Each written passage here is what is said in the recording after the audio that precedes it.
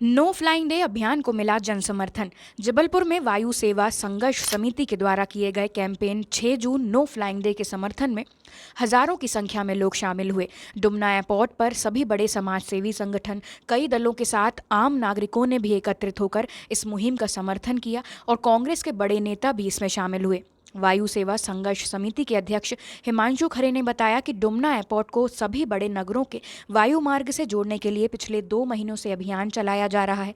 आज सभी ने डुमना विमानतल पर एकत्रित होकर एक प्रतीकात्मक आंदोलन किया और इस समर्थन में करीब 250 से ज़्यादा लोगों ने अपनी आज की टिकट्स भी कैंसिल कर दी। वहीं इस आंदोलन के जरिए प्रधानमंत्री को ज्ञापन सौंपकर 1 माह का समय दिया है। अगर फ्लाइट्स पुनः आरंभ नहीं की गई तो इससे भी बड़ा आंदोलन किया जाएगा और सरकार को चेतावनी दी है कि इस तरह के दो तरफे रवैये को बदले, नहीं तो सभी विमान कंपनियों का एक लंबा बहिष्कार किया जाएगा। ये पूरा भारत, मध्य प्रदेश और जबलपुर साक्षी है इस आंदोलन का, जो पिछले 2 माह से वायु सेवा संघर्ष समिति के तत्वाधान में किया जा रहा है। हमारी लड़ाई किसी राजनीतिक दल से नहीं है, हमारी लड़ाई किसी शासन से नहीं है, हमारी लड़ाई कोई सिर्फ और सिर्फ व्यवस्था के खिलाफ है। जो व्यवस्था निजी विमानन कंपनियां जिस तरह से जबलपुर के साथ 2 दर्जे का व्यवहार करती आ रही हैं, हम लोग एक समय पे 16 फ्लाइटों से सुसज्जित होते थे, आज घटते हुए 5 की संख्या पे आ गए और उसके बाद में भी कहीं कोई सुनवाई नहीं है।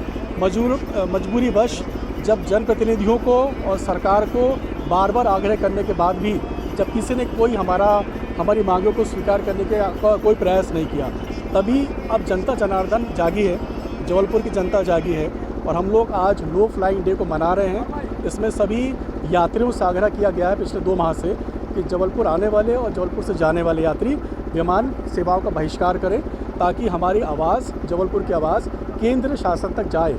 और हमको जून के माह में बेंगलोर, पूना, हैदराबाद, चेन्नई, कलकत्ता, अहमदाबाद इन शहरों की विमान सेवाएं चाहिए हैं। हम सबके बच्चे बाहर पढ़ते हैं, बच्चों की कनेक्टिविटी ना होने की वजह से, प्रॉपर कनेक्टिविटी ना होने की वजह से अगर 1 हफ्ते की छुट्टी बच्चे को मिलती है तो 2 दिन तो उसका ट्रैवलिंग में निकल जाता है। कोई डायरेक्ट फ़्लाइट नहीं है, पहले पुणे के लिए डायरेक्ट फ़्लाइट थी। अब मेरी बेटी पुणे से आने के लिए पहले मुंबई जाएगी, कई बार वहाँ से भी फ़्लाइट नहीं मिलती, नागपुर आएगी, हैदराबाद आएगी, इंदौर आएगी, उसके बाद घर पहुँचती है। जब इतना ही टाइम वो वेस्ट करेगी तो छुट्टियां तो वहीं पे ख़त्म हो जाती है बच्चों की। बाकी मेडिकल इमरजेंसीज़ की वजह से जो नहीं जा पाते, अभी पुणे में एक बच्चे का एक्सीडेंट हुआ, हम सबको पता है, हिट एंड रन केस।